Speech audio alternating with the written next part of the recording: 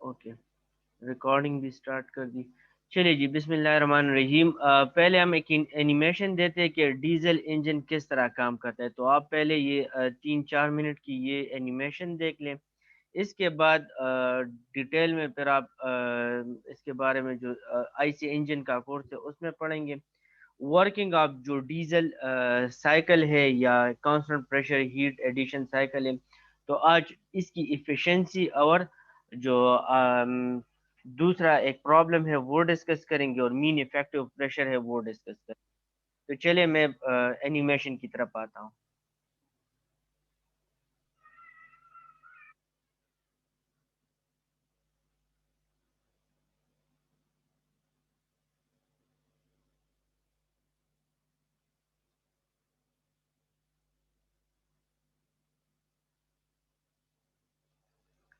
तो ये वसीम दिखाई दे रहा है ना, क्लियर है ये? Yes sir. ओके जी।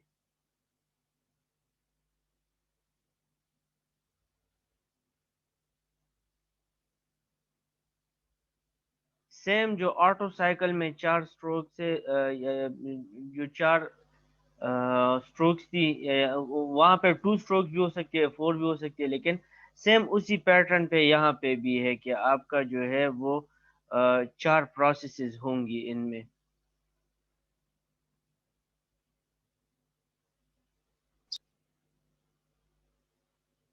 ये पहले एन स्ट्रोक है जिसमें आपका जो है एयर जो है अंदर दाखिल होगा।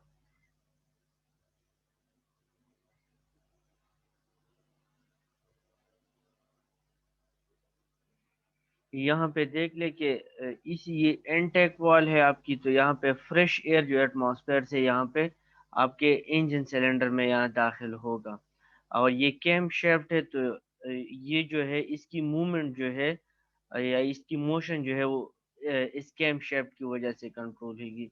ऑन द सिमिलर पैटर्न ये जो एग्जॉस्ट वॉल है, तो जब फ्रेश एयर आपका यहाँ पे आएगा तो ये वाला जो है वो क्लोज होगा, ये वाला वॉल।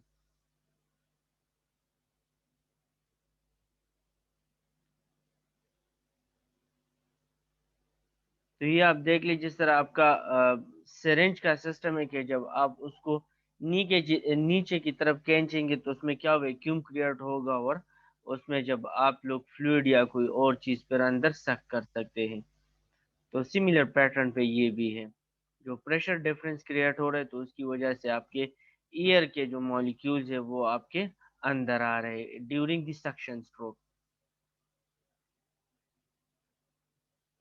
अब ये वाला वॉल जो है आप देख ले स्लोली क्लोज हो रहा है। अब ये आपका इनटेक जो है, ये इनटेक वॉल क्लोज हो गया है। इनटेक जो स्ट्रोक है अब ये खत्म हो गया है। नेक्स्ट अब दूसरा जो स्ट्रोक है वो स्टार्ट होगा, दूसरा process in other word start होगा, वो है कंप्रेशन स्ट्रोक। यानी कि अब आपकी कंप्रेशन आकर होगी, बॉटम डेड सेंटर से टॉप डेड सेंटर पे आपकी ये जो है वो पिस्टन जाएगी।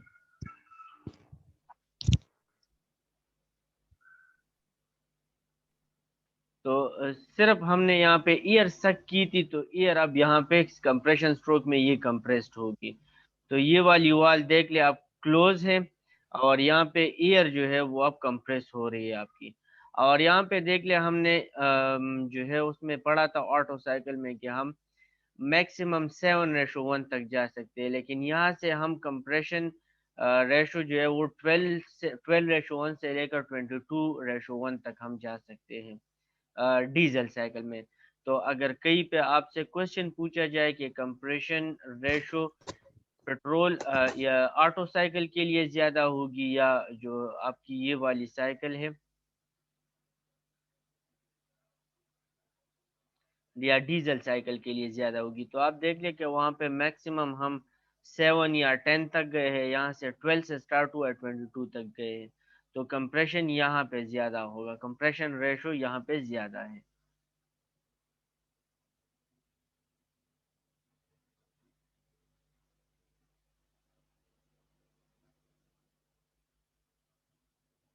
अब यहाँ पे देख ले, जब कंप्रेशन आपकी कंप्लीट हो जाए, कंप्रेशन स्ट्रोक कंप्लीट हो जाए, तो ये फ्यूल इंजेक्टर है, यहाँ पे आपका फ्यूल स्प्रे होगा इन पे। अब ड्यूरिंग कंप्रेशन आपकी ये एयर बहुत ज्यादा हॉट हो चुकी है। अब जब आप इस पे फ्यूल की स्प्रे करेंगे तो यहाँ पे क्या होगी, सिंपली यहाँ पे आप पावर स्ट्रोक प्रोड्यूस होगी, ब्लास्ट होगी। तो ब्लास्ट की वजह से क्या होगी, आपका ये जो पिस्टन है वो नीचे पावर के साथ नीचे आएगा। तो ये आपकी पावर स्ट्रोक है। तो यहाँ पे सिंपली आपका आपकी जो ये एयर है ये कंप्रेस्ड हो चुकी है, बहुत ज़्यादा हॉट हो चुकी है। जब हम इस पे फाइन स्प्रे करेंगे फ्यूल की तो इसमें ये ब्लास्ट प्रोड्यूस करेगी, पावर प्रोड्यूस करेगी। यहाँ पे देख लीजिए ये वो स्प्रे है। थर्ड आपकी पावर स्ट्रोक है। तो compression raises the pressure and temperature appear to match the auto or self ignition temperature of diesel। तो ये देख ले यहाँ पे वो सेल्फ इग्निशन हो जाएगी, यानी कि कोई चीज बहुत ज्यादा हार्ड है उसके साथ आप फ्यूल मिक्स कर दे तो यहाँ पे ये देख ले, ये वो पावर स्ट्रोक की द फ्यूल मॉलिक्यूल, जो आपकी फ्यूल मॉलिक्यूल है that absorb heat from the surrounding hot air. जो आपका एयर है कंप्रेस्ड हो चुका है, हॉट हो चुका है, तो आप जब यहाँ पे फाइन स्प्रे करेंगे तो वो क्या हो जाएगा, यहाँ से हीट एब्जॉर्ब करेगा। तो हीट जब एब्जॉर्ब करेगा तो उसकी वजह से क्या होगा कि वो इन सिंपल वहाँ पे कंबशन आकर होगी, यानी कि वो इनमें वो ब्लास्ट सी आकर होगी। क्योंकि वो जिस तरह मैच स्टिक क्या कर देता है कि जब आप आग पकड़ लेता है तो फिर अगर ज्यादा मैच स्टिक हो या दूसरे आपके पास ऑयल हो या चीज हो, जब वो आग पकड़ लेती है तो वो क्या कर देती है सिंपल। तो अब आप देख लेंगे एनिमेशन में। तो यहाँ पे देखिए सिंपली ये ब्लास्ट प्रोड्यूस करेगी, तो इसे हम पावर स्ट्रोक कहते हैं। तो पावर स्ट्रोक में क्या होगा, combustion of fuel generates energy। तो ये एनर्जी प्रोड्यूस करिए। the thrust produced due to the combustion of the fuel pushes the piston down from top dead center to bottom dead center। तो यहाँ पे ये जो कंबशन आकर हो जाएगी तो पावर स्ट्रोक प्रोड्यूस हो जाएगी, तो आपका ये पिस्टन नीचे की तरफ शिफ्ट होगा। तो इसे हम पावर स्ट्रोक कहते हैं। और इसी पावर स्ट्रोक से ही आपकी व्हील्स जो है या आपकी इंजन जो है वो मोशन करती है। और पावर स्ट्रोक के दौरान में भी ये दोनों वॉल्व जो है वो क्लोज होगी।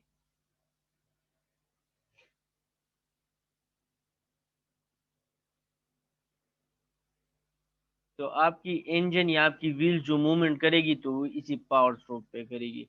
ये बहुत ज्यादा फास्ट मैकेनिज्म है, लेकिन ये आपकी एनिमेशन पर्पस के लिए, आपके समझाने के लिए ये बड़ी स्लो अंदाज में हम चल रहे हैं।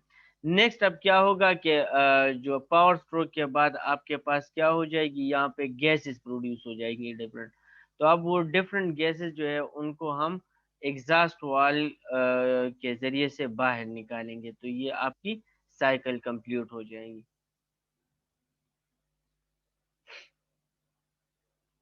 तो ये देख लिए ये डिफरेंट टाइप्स ऑफ गैसेस हैं। अब in different types of gases है या अनबर्न फ्यूल है या जो भी है जो आपकी रह गई है, तो वो एग्जॉस्ट वाल ओपन हो जाएगा और वो इस एग्जॉस्ट वाल के जरिए से ही बाहर चली जाएगी। और यहाँ पे ये इनटेक वाल जो है वो क्लोज हो जाएगा। एग्जॉस्ट वाल के बाद ये क्लोज हो जाएगा, ये वाला फिर ओपन हो जाएगा और फिर आपका वो सारा का सारा प्रोसेस वही वही होगा, यानी कि इनटेक होगा, फिर कंप्रेशन होगा, फिर पावर होगा और फिर एग्जॉस्ट होगा। तो ये आपकी वो पूरी मैकेनिज्म है। होप कि ये आपको क्लियर है। तो चलिए जी, let's start the diesel cycle. तो डीजल साइकिल को हम constant pressure heat addition cycle भी कहते हैं। Constant pressure heat addition cycle इसलिए कहते हैं कि जो ऑटो साइकिल था उसको हम constant volume heat addition cycle कहते थे, क्योंकि जो हम हीट ऐड कर देते थे वो कांस्टेंट वॉल्यूम पे करते थे। अब यहाँ पे हम कांस्टेंट प्रेशर पे हीट को ऐड करेंगे, इसलिए हम इसको constant pressure heat addition cycle कहते हैं। ओके जी। It works on the principle of compression ignition. Compression ignition आपने पढ़ ली कि फ्यूल आप एयर आपकी आ रही है, कंप्रेस हो रही है, फिर हम फाइन स्प्रे जो इंजेक्ट कर रहे हैं। तो ये यानी कि यहाँ पे हम कोई जो है वो मैच स्टिक या कोई दूसरा टाइप हम यूज नहीं करें, बल्कि आपकी जो फाइन स्प्रे आ रही है तो वो आपकी ईयर जो हॉट हो चुकी है उससे वो कंबशन प्रोसेस कंबशन करती है। तो इसको हम कंप्रेशन इग्निशन कहते हैं। तो यहाँ पे आप लोग देख लिए, fuel spray into the engine cylinder containing high pressure air so that the fuel ignites spontaneously. तो ये खुद ब खुद आपकी फ्यूल जो है वो इग्नाइट होती है और कंबशन प्रोसेस आकर होती है। तो ये एनिमेशन में आपने डिटेल में देख ली। ओके, और ये जो कंबशन प्रोसेस है it occurs at the constant pressure heat addition, तो इसी वजह से इसको constant pressure heat addition cycle भी कहते हैं। अच्छा, इसमें आपकी हीट एडिशन जो होगी वो कांस्टेंट प्रेशर पे होगी, और फिर बाकी जो 3 साइकिल्स है वो जो ऑटो साइकिल की सेम ऑटो साइकिल की तरह है, लेकिन वहां पे कांस्टेंट प्रेशर हीट, वहां पे कांस्टेंट वॉल्यूम हीट एडिशन थी, यहाँ पे कांस्टेंट प्रेशर हीट एडिशन है। यहाँ पे जो वॉल्यूम रिजेक्ट होगी तो वो कांस्टेंट वॉल्यूम पे, आपकी ये जो हीट रिजेक्ट होगी तो वो कांस्टेंट वॉल्यूम पे होगी। यानी ऑटो साइकिल और डीजल साइकिल में सिर्फ इस प्रोसेस का डिफरेंस है। ओके जी, तो यहाँ पे देख ले 1 से लेकर 2 तक, ये जिस तरह ऑटो साइकिल में थी 1 से लेकर 2 तक आइसेंट्रोपिक कंप्रेशन हो रही है, फिर 2 to 3 कांस्टेंट प्रेशर पे हीट ऐड हो रही है, 3 to 4 आइसेंट्रोपिक एक्सपेंशन, और 4 to 1 आपकी हीट रिजेक्ट हो रही है। सेम ऑटो साइकिल की तरह है, लेकिन ऑटो साइकिल में आपका क्या था, वो यहाँ पे ऑटो साइकिल में इसी तरह था। तो ये वाला चेंज हो गया है, यहाँ पे देख ले, ये कांस्टेंट प्रेशर हीट एडिशन है। सिमिलरली 1 से 2 जो आपकी आइसेंट्रोपिक कंप्रेशन है, तो that is isentropic compression, temperature बढ़ रही है। 2 to 3 आपकी क्या है, हीट एडिशन है एट कांस्टेंट प्रेशर, तो ये कांस्टेंट प्रेशर पे है। 3 to 4 आपकी क्या है, आइसेंट्रोपिक एक्सपेंशन है, तो आइसेंट्रोपिक प्रोसेस है और एक्सपेंशन है, तो आपकी टेम्परेचर कम हो रही है। 4 to 1 आपकी क्या है, heat rejection eight constant volume है। तो यहाँ पे ये स्लोप ज्यादा होगा, क्योंकि आप लोग स्लोप पढ़ चुके हैं कि कांस्टेंट प्रेशर की स्लोप ज्यादा है, कांस्टेंट वॉल्यूम की स्लोप टीएस डायग्राम पे कम है। तो ये जब डायग्राम आप बनाएंगे तो ऑटो साइकिल में ये इसी तरह का डायग्राम होगा, यानी कि ये इसी तरह होगा, लेकिन आपकी उसमें क्या होगी कि थोड़ा सा प्रेशर का स्लोप ज्यादा होगा इसी डीजल साइकिल में। तो होप कि ये आपको क्लियर है। यहाँ पे सिंपली क्या है कि वॉल्यूम 4 और वॉल्यूम एट पॉइंट 1 ये इक्वल होंगे। यहाँ पे जब हम मीन इफेक्टिव प्रेशर करेंगे तो ये आपकी जो है स्वेप्ट वॉल्यूम है और ये क्लियरेंस वॉल्यूम है। या तो होप ये भी हमने पढ़ चुका है, आपको क्लियर है। Okay, let's come toward processes, और फिर इन प्रोसेसेस से हम क्या करेंगे, एफिशिएंसी मालूम करेंगे। तो 1 to 2 जिस तरह मैंने कहा आइसेंट्रोपिक कंप्रेशन है, तो आइसेंट्रोपिक कंप्रेशन या एडियाबैटिक प्रोसेस में हीट इन या हीट आउट जीरो होगी, तो यहाँ पे क्यों जो है वो जीरो होगी।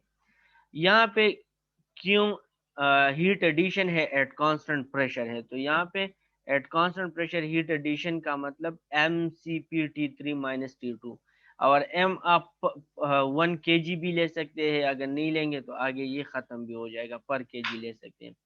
तो होप ये फार्मूला भी क्लियर है। सीपी हमने इसलिए लिया कि that is at constant pressure.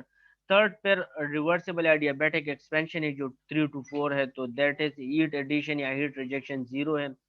चौथा कांस्टेंट वॉल्यूम हीट रिजेक्शन है, तो that is M CV. CV इसलिए लिया है कि that is at constant volume, और T4 - T1।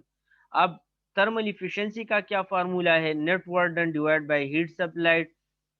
तो नेट वर्क डन का क्या मतलब हम पढ़ चुके हैं, Q addition minus Q rejection divided by Q addition, तो यहाँ पे ये एडिशन होगा। तो यहाँ तक अगर किसी को मसला है तो काइंडली वो मुझे क्वेश्चन कर ले मुझसे। ओके, क्यों addition mCp T3 - T2, simply हमने इसकी वैल्यू ये वाली पुट कर दी यहाँ पे, और क्यों रिजेक्शन की वैल्यू ये पुट कर दी, और ये क्यों एडिशन है। अब ये m m और m इनको कॉमन कर ले तो ये खत्म हो जाएगा। फिर CpT3 - T2 CP3 - T2 ये खत्म हो जाएंगे एक दूसरे के साथ, तो यहाँ से 1 आ जाएगा माइनस अपनी जगह पे, और CvT4 - T1 और CpT3 - T2 ये यहाँ पे आ जाएगा। यहाँ ये स्टेप भी क्लियर है। अब हमें पता है CP/CV is equal to gamma, और ये CV जब मैं यहाँ पे शिफ्ट कर दूंगा, ये CV जब यहाँ पे आ जाएगा तो CP/CV क्या हो जाएगा, गामा हो जाएगा। तो इसकी जगह मैं गामा लगा लूंगा। तो T4 - T1 gamma, T3 - T2 इनको मैं 1 का नाम दे दूंगा। ओके, कंप्रेशन रेशो मुझे पता है कि आपकी एक्सपेंशन से कंप्रेशन से पहले जो वॉल्यूम है और कंप्रेशन के बाद जो वॉल्यूम है V1/V2 यहाँ पे देख लें।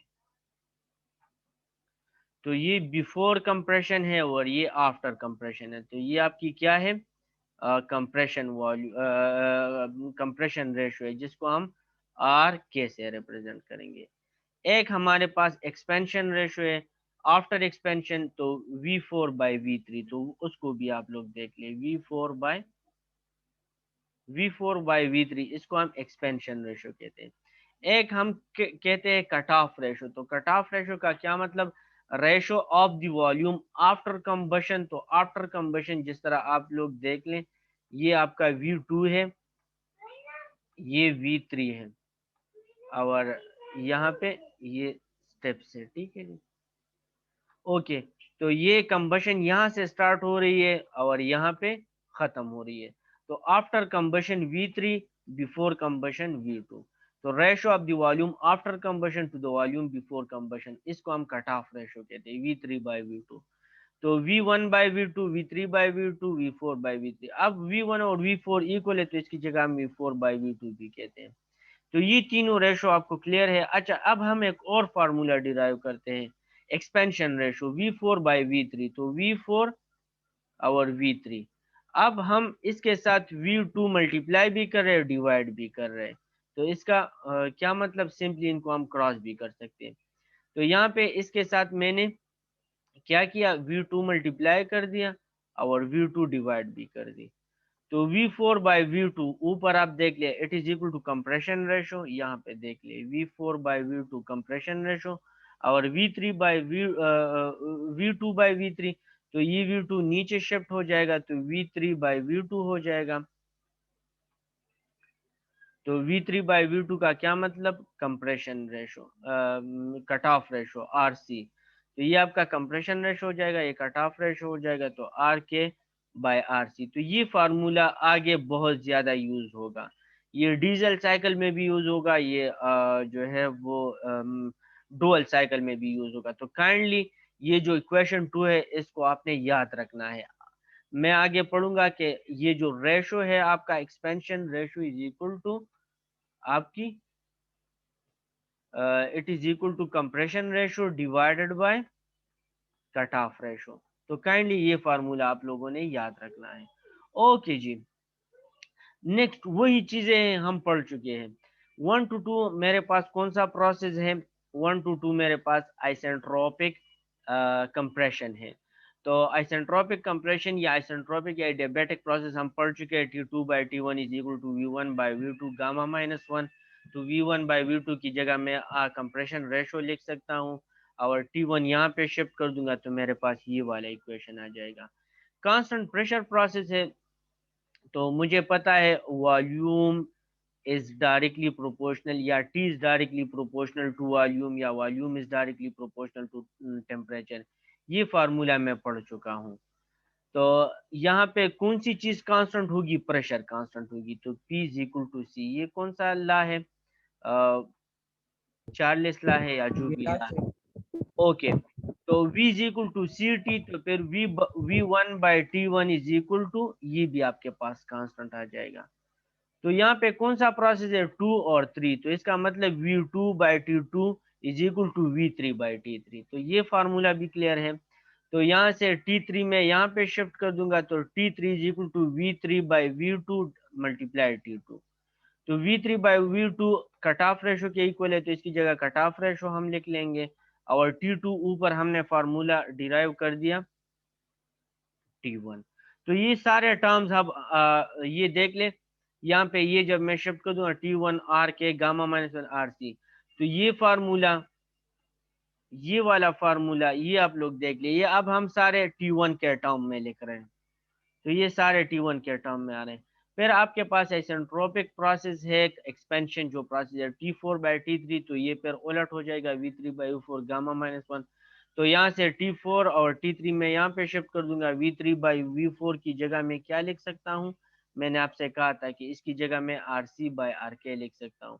तो ये किस तरह लिखूंगा, सिंपली वही प्रोसेस मैंने पेयर कर दी, V2 मल्टीप्लाई कर दी, तो V3/V2 RC, V2/V1 1/RK। तो मैं इसकी जगह पे ये लिख सकता हूँ कि RC/RK गामा-1। तो ये आप लोग यहाँ पे इसको थोड़ा सा स्टडी कर लें। फिर T3 already in the form of T1 हम डिराइव कर चुके हैं, तो ये मैं T3 की जगह लगा दूंगा, तो मेरे पास जो T4 है वो ये आ जाएगी T4, ये आपके पास T4 आ जाएगी। अब आपने क्या करना है, ये जो सारे आपके पास 3 नंबर इक्वेशन आ गया, 4 नंबर आ गया, 5 नंबर आ गया, इसको आप 1 नंबर इक्वेशन में पुट कर ले। 1 नंबर कौन सा इक्वेशन है, ये वाला है। T4 की वैल्यू पुट कर दे, T1 ऑलरेडी T1 है, T3 की पुट कर दे और T2 की पुट कर दे। इनकी सिंपली मैं वैल्यूज पुट कर दूंगा। तो 1 माइनस ये वाली वैल्यू T4, ये वाली, ये वाली, ये वाली। अब T1 सबसे कॉमन लेके खत्म हो जाएगा। फिर नेक्स्ट क्या हो जाएगा, ये यहाँ पे RC गामा-1 RK गामा-1, तो ये दोनों एक दूसरे के साथ खत्म हो जाएंगे, ये खत्म हो गया। फिर यहाँ पे आप लोग देख ले, ये RC इस पे पावर 1 है और ये गामा-1, तो 1 basis are same, power will be added, तो 1 प्लस गामा-1, तो ये इसके साथ खत्म हो जाएगा। -1 अपनी जगह पे आ जाएगा। यहाँ पे RK कंप्रेशन रेशो गामा-1 RC-1 ये आ जाएगा। और फाइनली आपके पास ये फार्मूला आ जाएगा।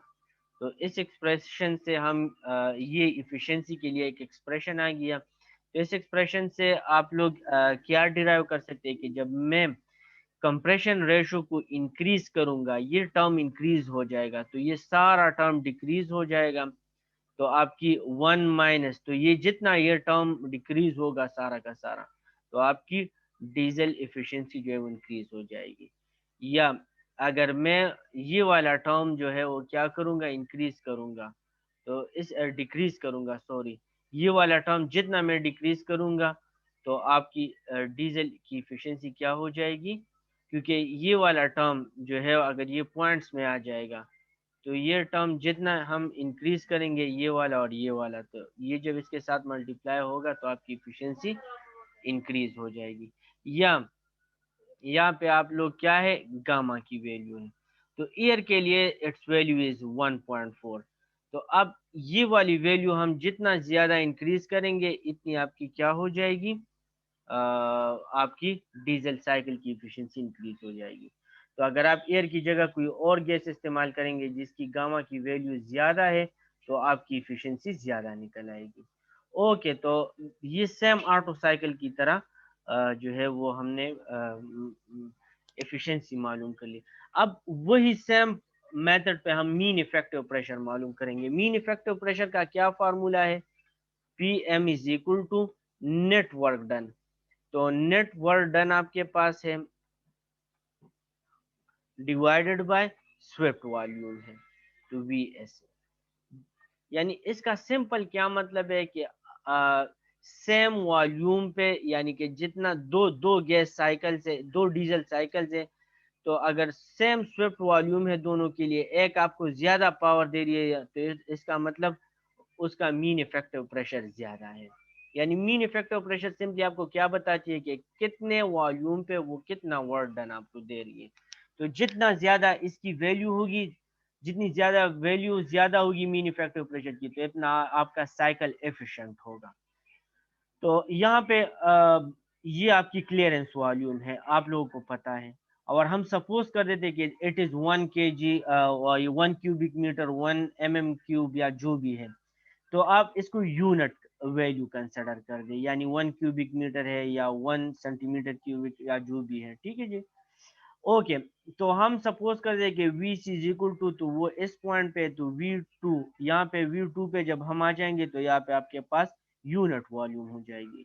ओके, नेट वर्क डन का क्या मतलब, ये वाला वर्क डन प्लस 2 to 3 वाला वर्क डन, 3 to 4 वाला वर्क डन, 4 to 1 वाला वर्क डन। तो इसमें मेन हमने क्या काम करना है, ये चारों वर्क डन मालूम करनी है, इनको ऐड करनी है, डिवाइडेड बाय ये जो स्वेप्ट वॉल्यूम है इस पर डिवाइड करना है। Swept volume is equal to V1 minus V2।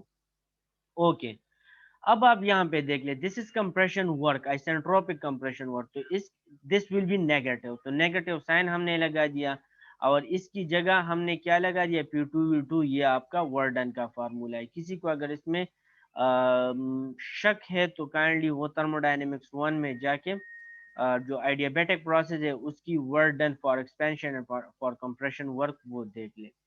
Okay, W2 to 3 आपका कौन सा वर्क है, work at the constant pressure. तो कांस्टेंट प्रेशर के लिए जो वर्क डन है that is equal to P into delta V।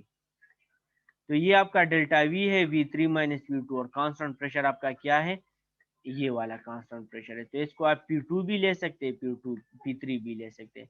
तो यहाँ पे P3 is equal to P2 क्योंकि ये कांस्टेंट प्रेशर है। तो होप के ये स्टेप भी आपको क्लियर है। It is constant pressure work P2 V3 minus V2। The next is expansion work. तो ये एक्सपेंशन वर्क के लिए पॉजिटिव वर्क है, ये फार्मूला है। And the next is constant volume work. तो आपको पता है कि इसका क्या फार्मूला है, P डेल्टा V। तो अगर वॉल्यूम कांस्टेंट है तो चेंज इन वॉल्यूम आपका क्या हो जाएगा, जीरो हो जाएगा। तो वर्क डन आपकी क्या है, जीरो है। तो ये आपको क्लियर है। तो नेट वर्क डन आप ये फार्मूला लिख ले, चारों को ऐड कर ले, फिर रीअरेंज कर दे। रीअरेंज करने के बाद ये आपका आपके पास, यानी कि ये यहाँ पे लिख लिया, ये यहाँ पे लिख लिया, नेगेटिव टर्म यहाँ पे लिख दिया। अब नेक्स्ट मैंने क्या करना है, इन सबको P1 के फॉर्म में लिखना है या P2 के फॉर्म में लिखना है। तो प्रोसेस 1 to 2 आपके पास क्या है, आइसेंट्रोपिक एक्सपेंशन है। तो आइसेंट्रोपिक एक्सपेंशन में आपके पास P1V1 gamma is equal to P2V2 gamma. तो P2 आपके पास क्या आ जाएगा, P1, और ये V1 और V2 में यहाँ पे शिफ्ट कर दूंगा, नीचे आ जाएगा। तो V1/V2 और V1/V2 is equal to RK। तो इसकी जगह मैं RK लगा दूंगा तो P2 की वैल्यू आ जाएगी। और मुझे पता है P2 और P3, क्योंकि ये कांस्टेंट प्रेशर प्रोसेस है, ये P2 है और ये P3 है, तो सेम प्रेशर है। तो P3 is equal to P2 is equal to RK। तो P2 भी आपके पास आ गया, P3 भी आ गया। Next process 3 to 4 which is isentropic expansion process. तो यहाँ पे 3 से 4 तक है। तो यहाँ पे सेम फार्मूले लगा रहे, P3V3 gamma is equal to P4V4 gamma. P4 और ये P3 अपनी जगह पे और ये V4 यहाँ पे मैं शिफ्ट करके डिवाइड कर दूंगा, V3/V4। तो V4 को नीचे शिफ्ट कर दूंगा। अब आप वहां पे देख ले कि एक्सपेंशन रेशो आपके पास क्या है, ये आप लोग देख ले, ये आपके पास 0.4 है, ये 0.3 है। तो ये एक्सपेंशन हो रही है। तो expansion ratio is equal to V4/V3। अब नेक्स्ट मैंने आपसे कहा कि ये चीज जो है एक्सपेंशन रेशियो की जगह में RK/RC लगा सकता हूँ। तो वो सिंपली आप V2 डिवाइड कर दे, मल्टीप्लाई कर दे। तो मैंने आपसे वहां पर डिराइव कर दिया था कि RE/RK/RC ये बार बार यूज होगा। तो P3 और RE की जगह मैं RK/RC गामा लगा दूंगा, और P3 मुझे पता है, मैंने मालूम कर दिया, RK गामा P1। तो इसकी जगह मैं ये वैल्यू पुट कर दूंगा, तो मेरे पास आ जाएगा P1 RK gamma RK/RC into gamma. अब ये वाली वैल्यू इसको मैं ओपन कर दूंगा तो ये दोनों एक दूसरे के साथ खत्म हो जाएंगे, ये मैं ऊपर शिफ्ट कर दूंगा तो P4 is equal to R gamma P1। तो P P1 आपके पास है, P2 भी आ गया, P3 भी आ गया और P4 भी आ गया। तो प्रेशर का चक्कर खत्म हो गया। नेक्स्ट पीवी ग्राफ से देख लें, हमारे पास VC is equal to V2 और हमने ऑलरेडी ये भी पढ़ा था कि इसको मैं सपोज कर लूंगा 1 के इक्वल ले लूंगा। तो नेक्स्ट मैं एक और सपोजिशन कर रहा हूँ कि इसके साथ V2 के साथ V1 माइनस V2 मल्टीप्लाई भी कर रहा हूँ, डिवाइड भी कर रहा हूँ। तो इसका सिंपल मतलब कि इन दोनों को मैं खत्म भी कर सकता हूँ। अब आप लोग देख लें, जो आपके पास V1 माइनस V2 है, ये आपके पास कंप्रेशन है, यानी कि जो आपकी वो जो कंप्रेशन है, यानी कि जो आपके पास सक्शन स्ट्रोक है। तो ये 0.1 है, 0.2 है। तो ये मैंने आपको बताया था कि इनका जो डिफरेंस है that is equal to swept volume. तो Vs is equal to V1 minus V2। तो V1 माइनस V2 की जगह आप क्या पुट कर ले, Vs पुट कर ले, V1 माइनस V2 अपनी जगह पे आ जाएगा। तो Vs V2 अपनी जगह पे आ जाएगा, और यहाँ से V1 माइनस V2, इनसे मैं V2 कॉमन ले लूंगा, V2 तो ये V1/V2 आ जाएगा, इसकी जगह -1 आ जाएगा, ये दोनों खत्म हो जाएंगे। तो आपके पास आ जाएगा VS V1 minus V2 V1/V2 -1, और V1/V2 आपको पता है it is equal to compression ratio. तो ये आपके पास 0.1 है, 0.2 है, तो V1/V2 ये आपका compression process, this is equal to compression ratio. तो VSRK-1, तो VC या V2 की जगह में ये पुट कर सकता हूँ। नेक्स्ट आप पीवी ग्राफ से देख लें, तो आपका जो वॉल्यूम 4 है, तो यहाँ पे मैं आता हूँ,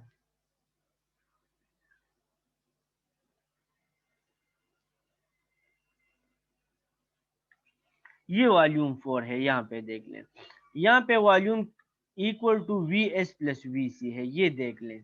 आपका वॉल्यूम V1 या V4 या V1 पे आ गया है, तो it is equal to this total volume. तो total volume is equal to VS और VC, VS प्लस VC। तो पीवी ग्राफ से ये देख ले, V4 या V1 is equal to VS plus VC। तो VS अपनी जगह पे और VC की जगह आप ये वैल्यू पुट कर दें, तो VS plus VS RK-1, VS common ले ले तो यहाँ पे 1 आ जाएगा, यहाँ पे 1 RK-1, और फिर आप LCM ले ले तो RK-1 यहाँ प्लस 1 यहाँ पे आ जाएगा, 1 1 के साथ खत्म हो जाएगा। तो VS RK और RK-1 अपनी जगह पे आ जाएगा। अब cut off ratio after combustion volume जो है और बिफोर कंबशन जो वॉल्यूम है, इसको हम कट ऑफ रेशो कहते हैं। तो cut off ratio is equal to V3/V2, तो V3 इज इक्वल टू, ये V2 को यहाँ पे मल्टीप्लाई कर दे तो V3 is equal to RC into V2। अच्छा नेक्स्ट अब आप देख ले, V2 जो है that is equal to VS RK-1, तो यहाँ पे देख लें, this is V2 VS RK-1।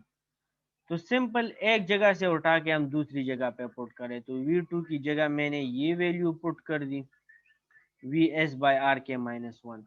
अब आपके पास P2 की जो वैल्यू आई थी, P3 की जो वैल्यू आई थी, P4 की, ये इन टर्म्स ऑफ P1 आई थी, और V1 हमने मालूम की, V2 मालूम की, V3 मालूम की। अब put all these and V4, put all these in equation number 1। तो इक्वेशन नंबर 1 में आपके पास क्या था, नेट वर्क डन था, और डिवाइडेड बाय क्या था, एक मिनट, अच्छा, तो उसमें सिर्फ नेट वर्क डन था इक्वेशन नंबर 1 में। तो नेट वर्क डन है आपके पास, तो आप लोगों ने क्या करना है, ये सिंपल वैल्यूज उठा के, ये फर्स्ट वाला है, ये सेकंड, सिंपल ये टर्म्स थी, तो आपने P1 P2 और इनकी जगह ये वैल्यूज पुट करनी है। तो सिर्फ और सिर्फ आपने वही P1 की P2 की वैल्यू उठानी है, यहाँ पे पुट करनी है, P3 की उठानी है, यहाँ पे पुट करनी है, P4 की उठानी है, यहाँ पे पुट करनी है, और जो वॉल्यूम की वैल्यू है वो उठानी है। नेक्स्ट यहाँ पे मैं क्या कर रहा हूँ, VS को यहाँ पे कॉमन ले रहा हूँ, ये VS है, ये VS है, ये VS है, ये VS है, यहाँ पे भी VS है, और यहाँ पे भी VS। तो मैंने क्या कर दिया, RK-P1 ये अपनी जगह पे आ गया, और इसके साथ मैंने VS हर टर्म से बाहर निकाल लिया। तो ये सिर्फ VS मैंने इन टर्म से बाहर निकाल लिया। अब मैं क्या करूंगा,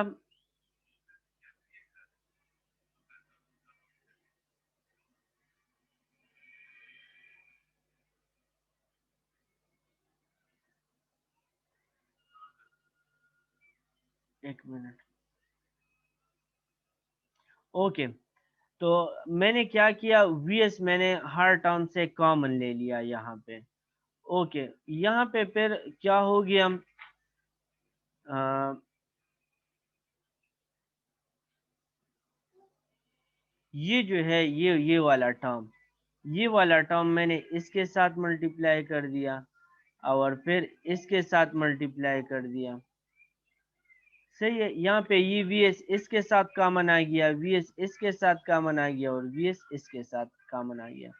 फिर ये सारा जो टर्म ये अलग टर्म है, तो इस टर्म में मैंने ये वाला टर्म मल्टीप्लाई कर दिया, तो यहाँ पे VS P1 रह गया। तो आर सी और आर के गामा है, और आर के माइनस वन ये अपनी जगह पे। सिमिलरली यहाँ पे भी ये वाला टर्म जो है वो मल्टीप्लाई कर दिया। तो इसी टर्म के साथ मैंने सिर्फ ये किया।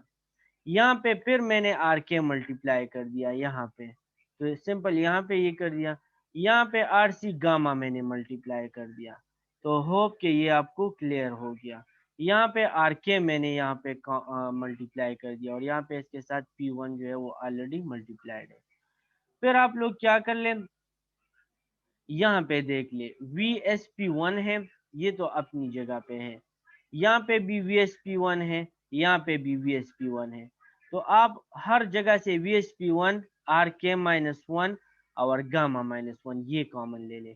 तो चूंकि यहाँ पे गामा माइनस वन नहीं है, ये वाला टर्म थोड़ा सा मुश्किल है, यहाँ पे आप लोग देख ले, और फखर आलम के लिए ये मुश्किल हो जाएगा और भी।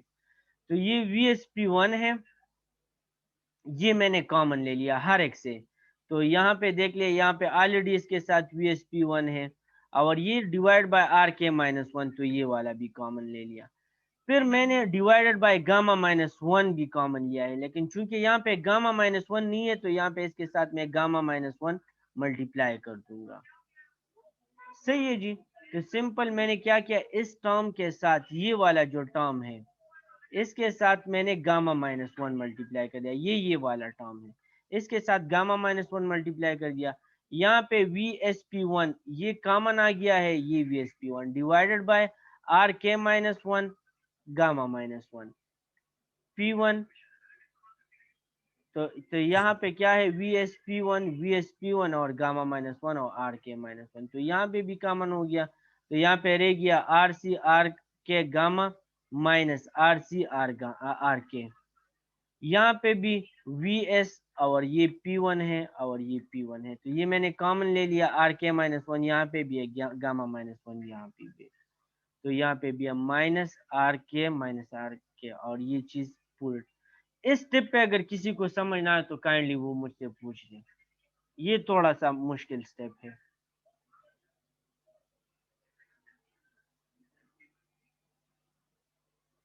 सब क्लियर है?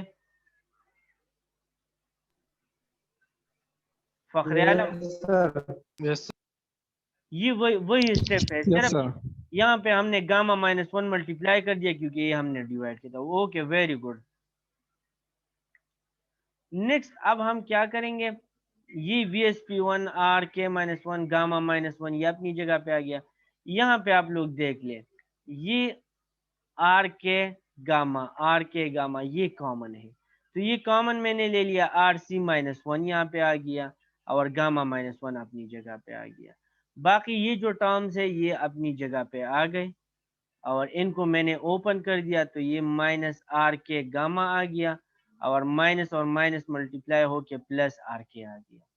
तो होप के ये टर्म भी आपको क्लियर है। नेक्स्ट क्या है, यहाँ पे आर के गामा आ गया, R C minus one gamma ये अपनी जगह पे आ गया।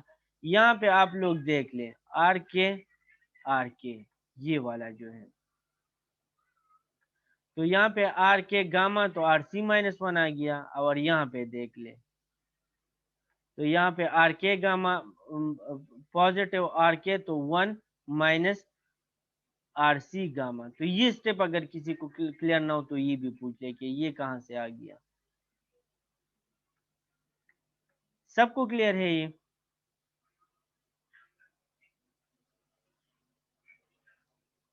Yes sir. ओके जी। नेक्स्ट अब हम क्या करेंगे, यहाँ पे देख लें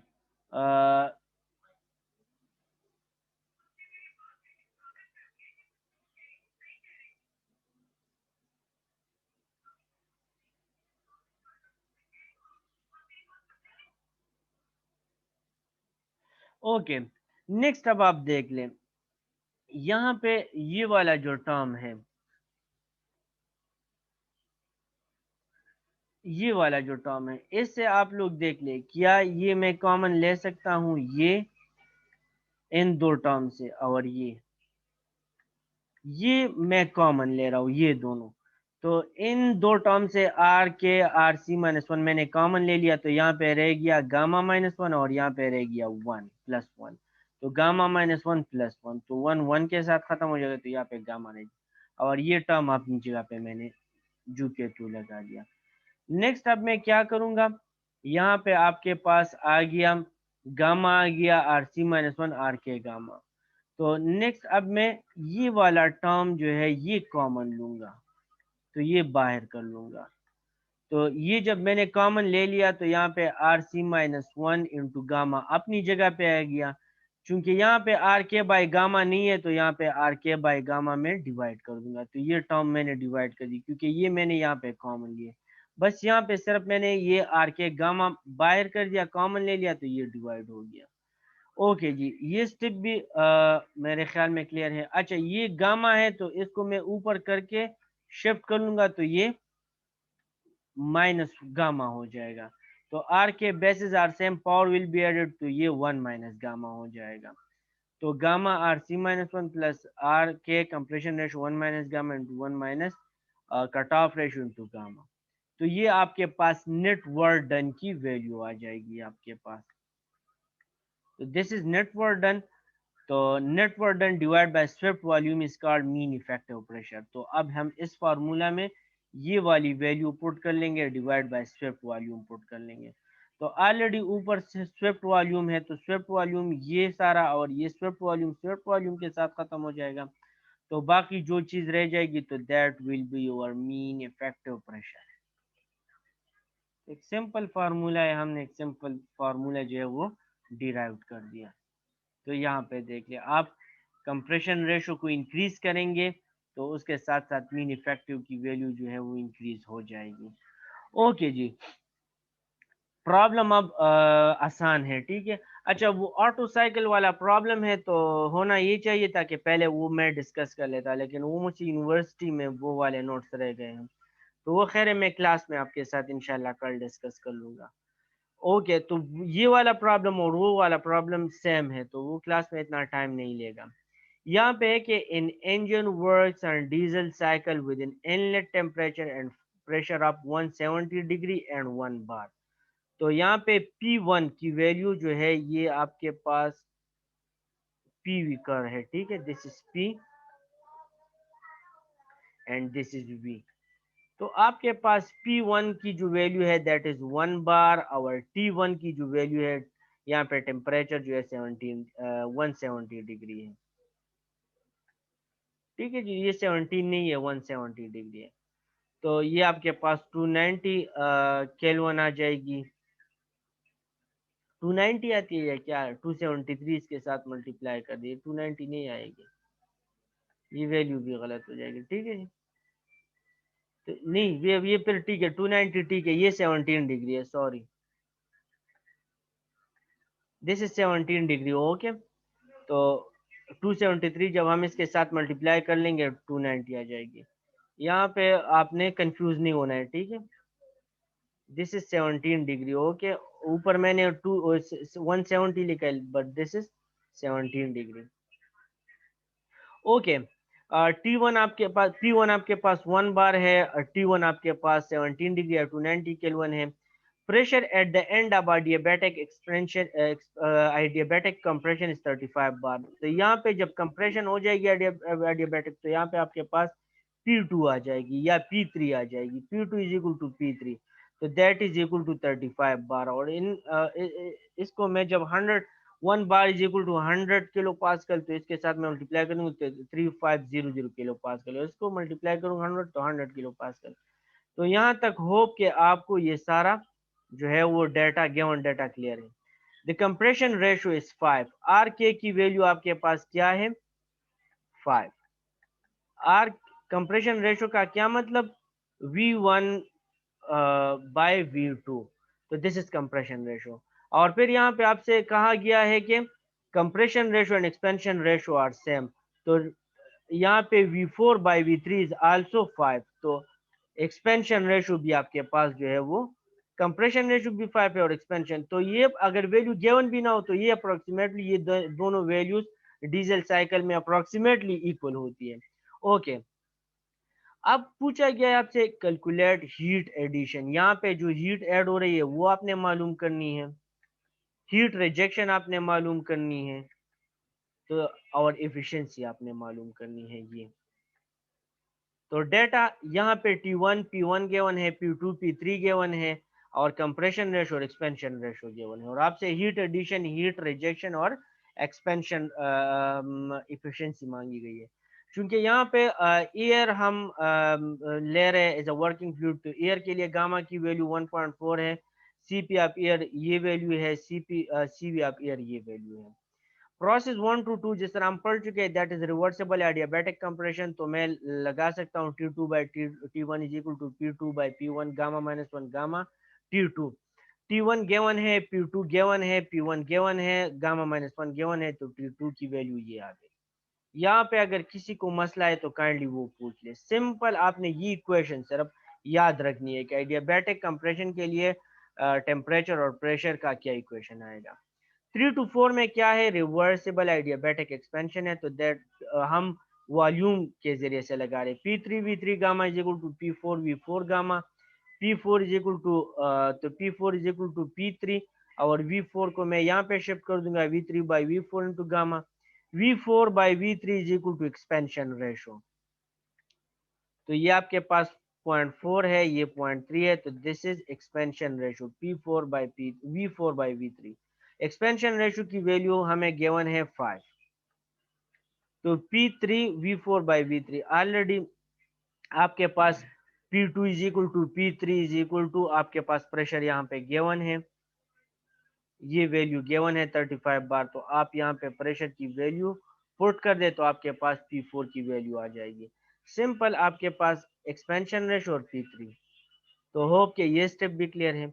the next is constant volume heat rejection process 4 to 1 process. तो 4 to 1 में हीट जो रिजेक्ट हो रही है वो कांस्टेंट वॉल्यूम पे हो रही है। तो at constant volume pressure is directly proportional to temperature, that is Gay-Lussac law, वो आप लैब में भी पढ़ चुके हैं। तो P is equal to C T, तो P/T इज इक्वल टू सी। अब 4 और 1 पॉइंट है, तो P4/T4 is equal to P1/T1। तो होप कि ये आपको क्लियर है। सिंपल हमने Gay-Lussac लॉ लगा ली यहाँ पे, तो T4 यहाँ पे शिफ्ट कर दिए, T1 यहाँ पे शिफ्ट कर दे, तो T1 बाय और P1 यहाँ पे शिफ्ट कर दे, T1/P1 मल्टीप्लाई P4। तो इन सब की वैल्यूज गिवन है, वैल्यूज ऐड पुट कर दे तो आपके पास T4 जो है वो आंसर आ जाएगा। T1 की वैल्यू भी गिवन है, P1 भी गिवन है, P4 ऑलरेडी हम मालूम कर चुके हैं।